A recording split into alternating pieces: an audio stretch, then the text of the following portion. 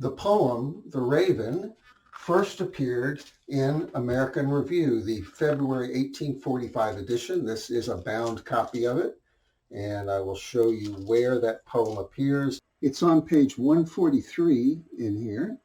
There it is. And it's signed blank Quarles. It says The Raven by blank Quarles.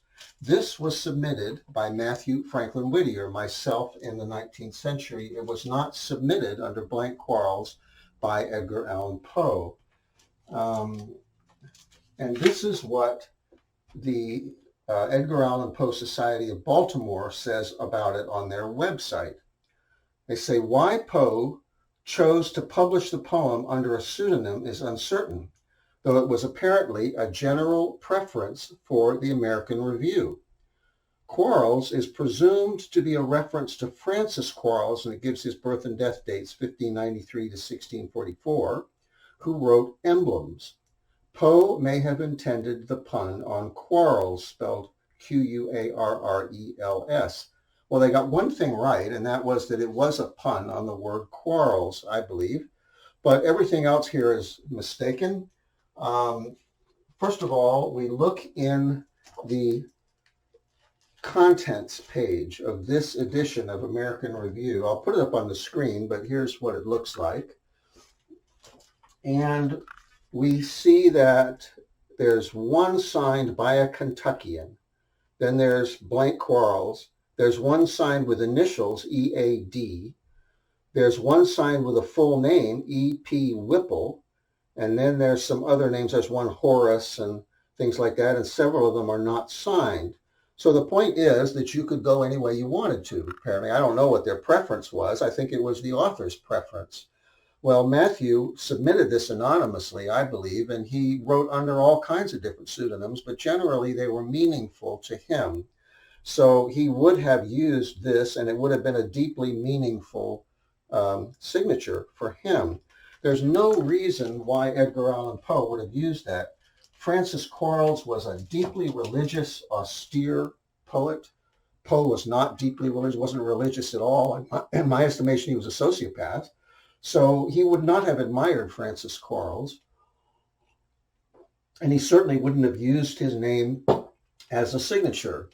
And Poe didn't use pseudonyms. The only one that he ever used for literature that I know of was a Bostonian, and that was in 1827 when he published his first book of poetry, compilation, Tamerlane and Other Poems. He signed it a Bostonian.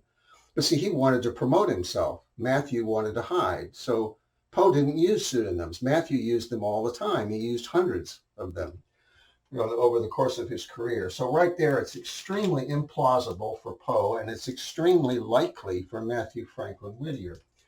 Now, I'm going to show you some evidence tying Quarles in with Mathew Franklin Whittier, but I'll tell you ahead of time what I think this is.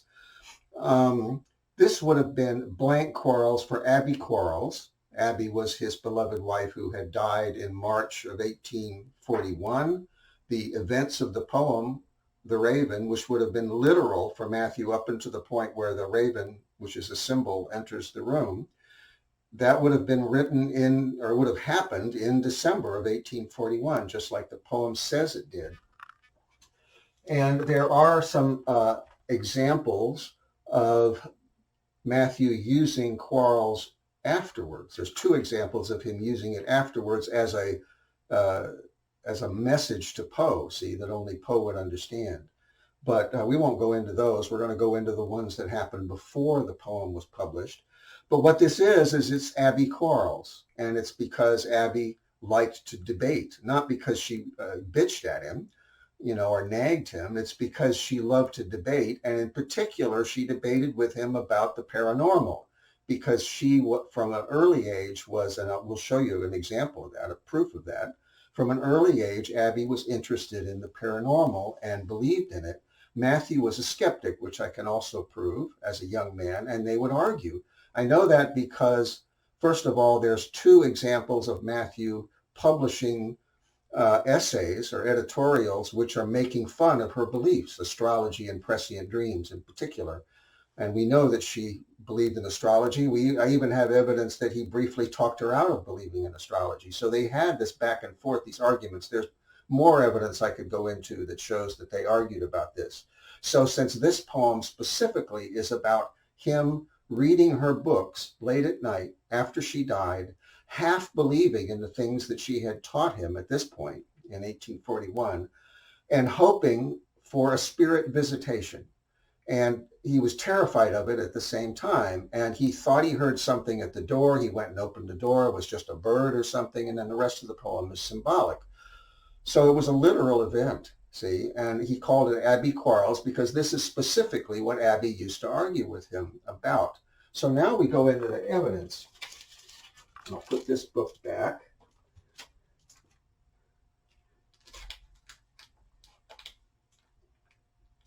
Now, in the New York Daily Tribune, Mathew was writing and signing as a star. He had signed as a star since 1829, and he kept it up in different newspapers until 1873 is the last one I found.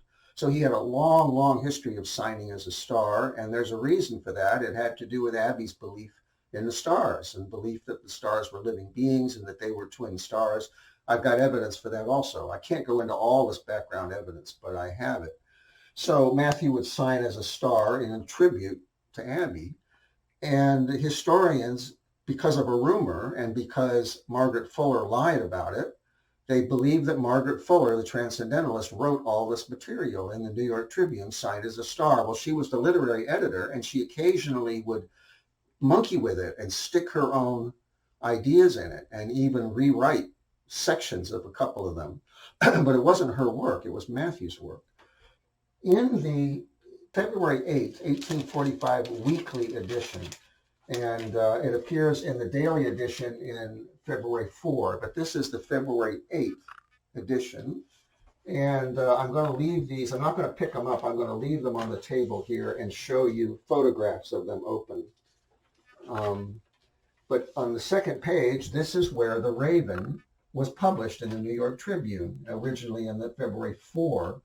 It's the version, the unedited version that appeared in American Review because Edgar Allan Poe tweaked it before he published it, scooped it in the New York Evening Mirror and put his name on it. See, for one thing, he took out one of Mathew's favorite words, sublunary, and put in living human being instead of sublunary being.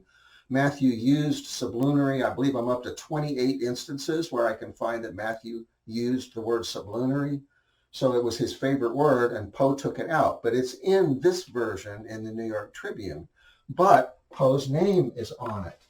So they have The Raven by Edgar A. Poe, but it's the original version that Mathew submitted to American Review. It's identical to the one in here. So that's the first thing I wanted to show you.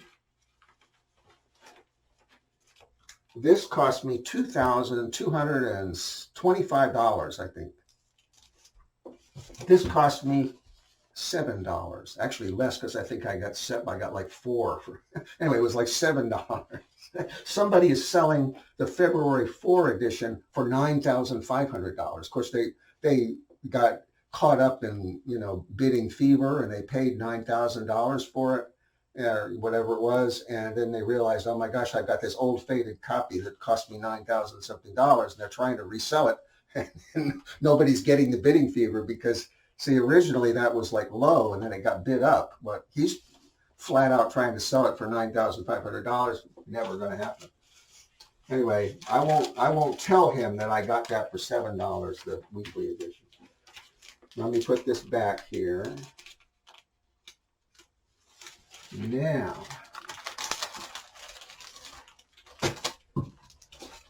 all but one of mine are the weekly edition and not the daily. I've got one daily and then one reproduction of a daily.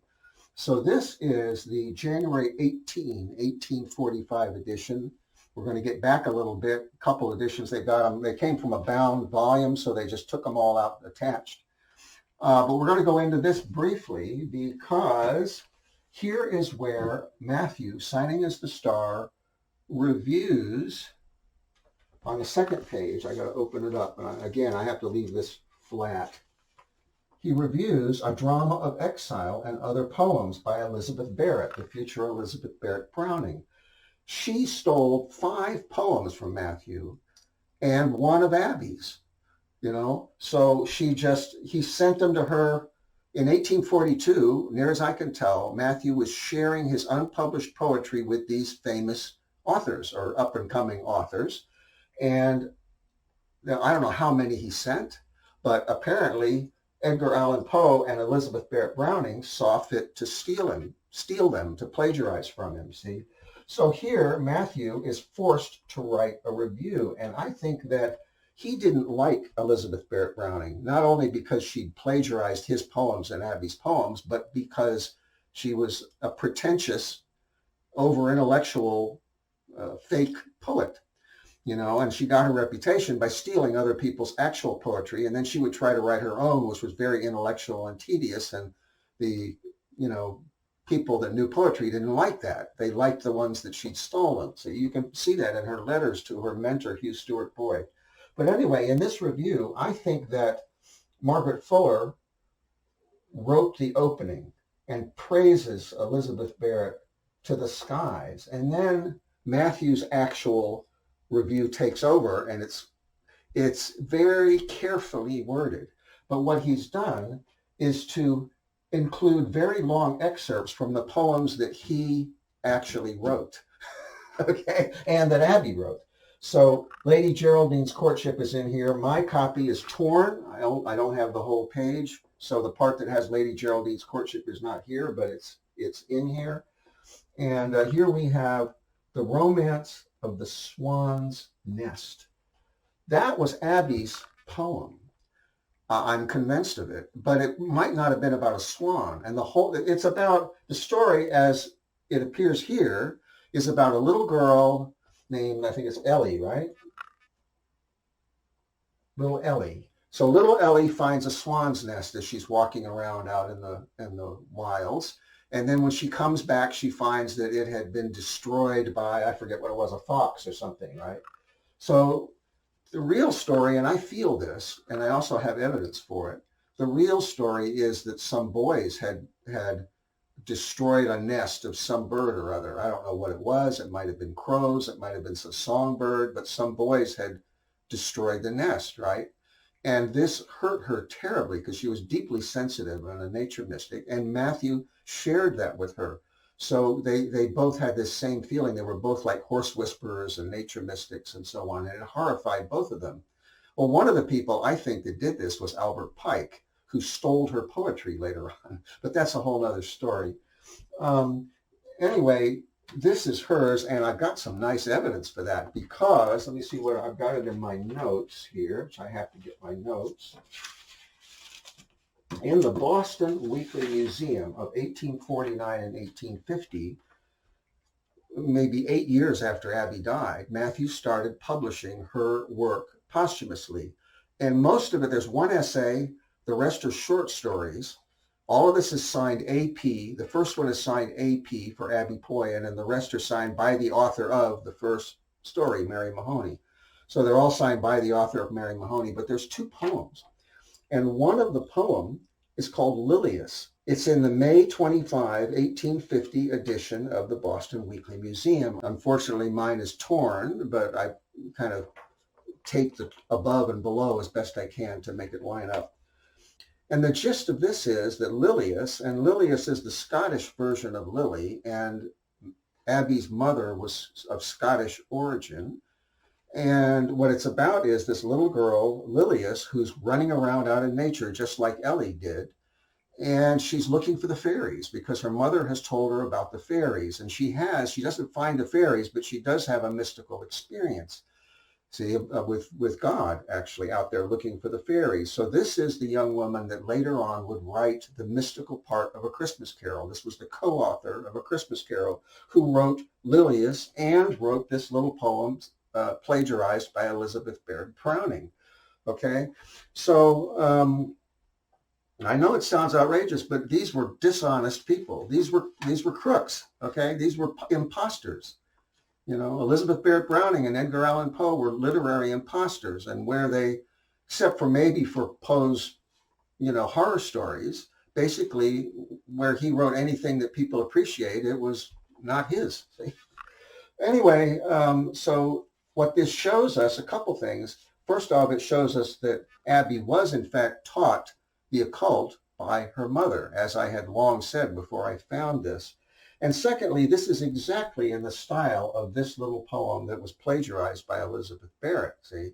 And it's on a very, very similar theme. We have another little girl. We've got Lilius instead of Ellie, and she's wandering around out in the wild, see, in nature, for one reason or another, see? So this was Abby Poyne. Now we're going to move to, by the way, I have originals of those. This is the Drama in Exile. That's, I think, the first volume. And this is the 1844 version that appeared in England. That's got, it's got Lady Geraldine's courtship and a few other things. No, this has Lady Geraldine's courtship. This has little Ellie and the swans and so on. So I have originals of those also. I don't know if my parents are turning over in their grave because I used part of my little inheritance to buy these things or not. I mean, we shall see if I'm able to preserve these things past my own death or not. This is the race. The race is on for me to get somebody to pay attention to what I'm doing to where my work is preserved for the future. So let's see, I don't have a light on because it's really kind of distracting. So that makes it a little harder for me to see. What we're looking at here is a review of The Waif, a collection of poems by Henry Wadsworth Longfellow. And I think he wrote the proem. And what we find is that Mathew praises Francis Quarles.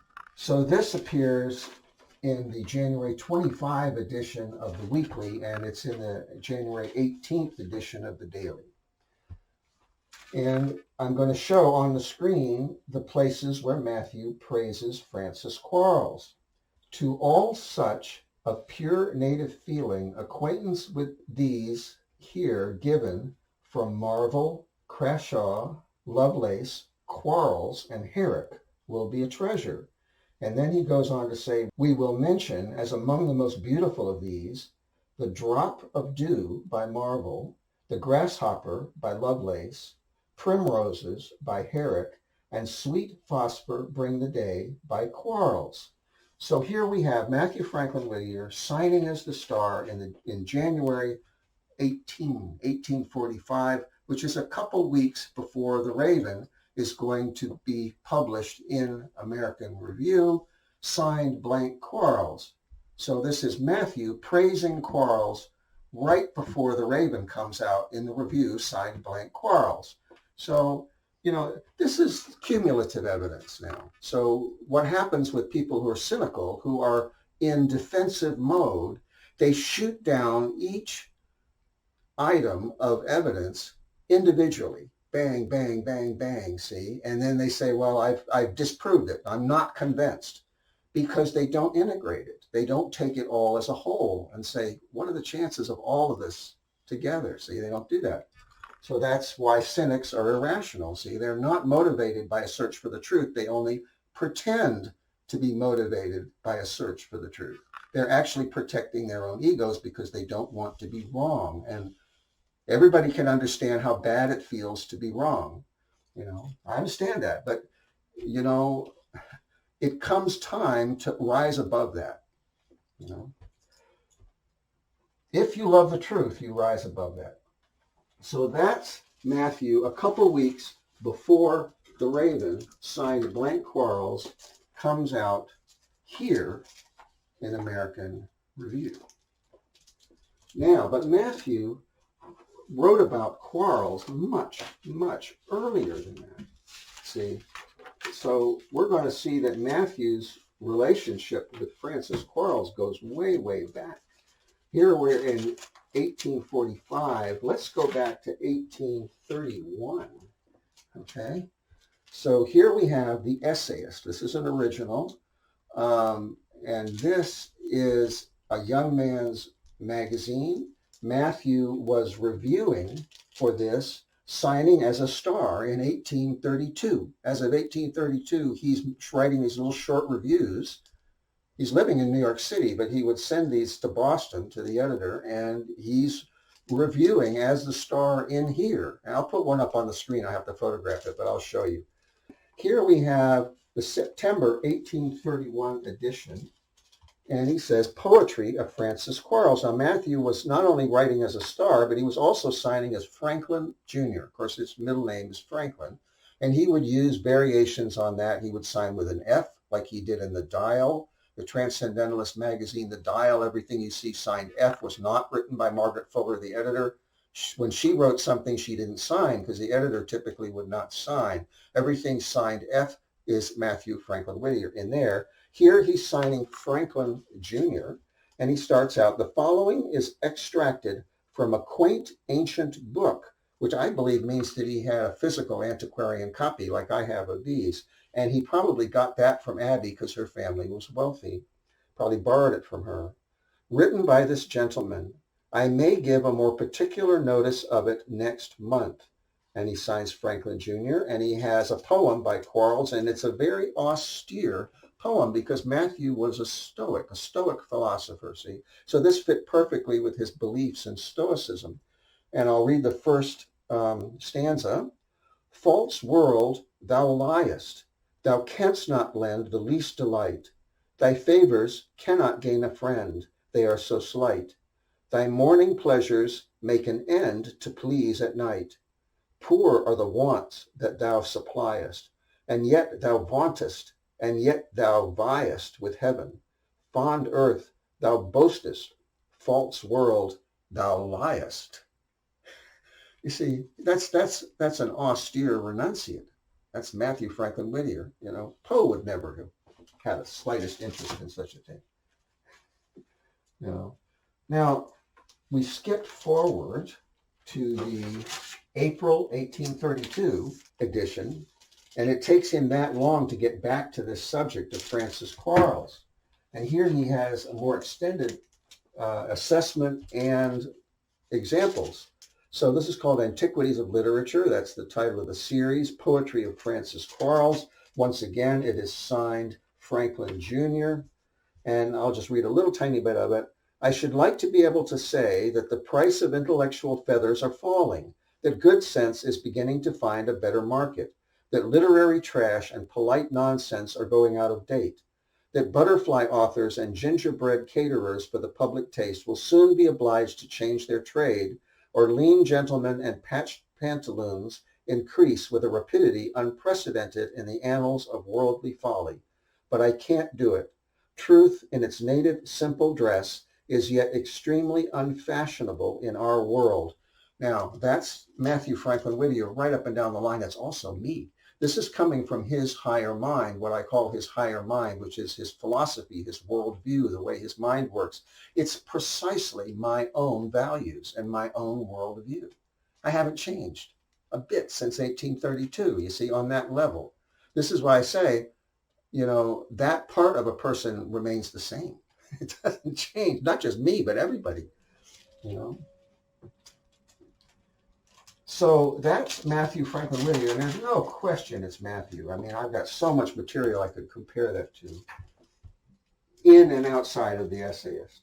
So that's Matthew writing about Francis Quarles in 1832. And that is really all I wanted to share with you. I could go into tremendous depth on this thing. You know, I could show you Abby's work. I could show you where her work was plagiarized by Albert Pike when she was attending his class in Newburyport, Massachusetts, when she was 14. I mean, I could go all kinds of directions with this, but I'm trying to keep these a little bit short because people's attention span is kind of short and they get bored, you know, and then they don't believe me and, you know. So I just wanted to show this much, that there's a background here. Again, there are two instances where Matthew drew on Francis Quarles' poetry specifically as a private message to Poe. He published it and nobody knew what it meant, but Poe knew what it meant because they had some kind of back and forth correspondence going on, as I can extrapolate. And it's rather scathing, you know, the way that Matthew used Quarles' One is a quote from Quarles and one is a piece of poetry. And that is in my my paper on Edgar Allan Poe, and I will put that up on the screen here, or I'll put the link in below the video, and you can read that paper if you want to. It's a long paper, but I've got pretty much all the evidence that bears on this question in there, and it builds. Okay, and again, if you sit down and shoot down this one and this one and this one and this one, you can come away saying, well, I'm not convinced, see, if you'll let yourself read the whole thing, which people, I think, get so threatened that they won't read the whole thing. See, it's too scary. If you read the whole thing and you let it build from one to another, and you put them all together, you'll get a pretty good idea of what happened. And the gist of it is that Edgar Allan Poe was a literary imposter, a phony, who artificially built up his reputation in two ways. The first was by stealing other people's work. Well, actually, three ways. The first is by stealing other people's work. The second is by appealing to the lowest common denominator, which is a good way to get famous, you know, with the horror stories. And the third one was by becoming a critic and then trashing all of the top authors of the day, which gave the impression that he actually knew more than they did, which is BS. He was just BSing. And again, if you read the Philosophy of Composition, his essay, which is not really about composition at all, it's supposed to convince people that he could have written The Raven. That's the whole point of it, because he pretends to bring in The Raven as an example of composition, but the whole thing was an excuse to come up with a supposed backstory on how he wrote The Raven to quell any rumors, you know, that he might not have. And it's all BS. It's total BS. So much so that, as I understand, some scholars have decided that he was joking, okay, that it wasn't serious. Well, it was only not serious in the sense that he was laughing at everybody, the way that a psychopath laughs at the police because he's pulled one over on them, see? In that sense, he was laughing. But, it was all BS. He didn't believe it himself because he knew it wasn't true, but he was expecting everybody else to believe him, see? So, and it can't possibly be. That poem could not possibly have been written the way that he describes in the Philosophy of Composition. I've written a parody on this, which, again, my higher mind kicked in, and I was able to write a parody that's every bit as good as anything that Mathew Franklin Whittier ever wrote. It was like something that he needed to say, or maybe even something that he wrote that got lost, that came to me and I rewrote it. You know, I don't know. But I will put the link to that below this video as well.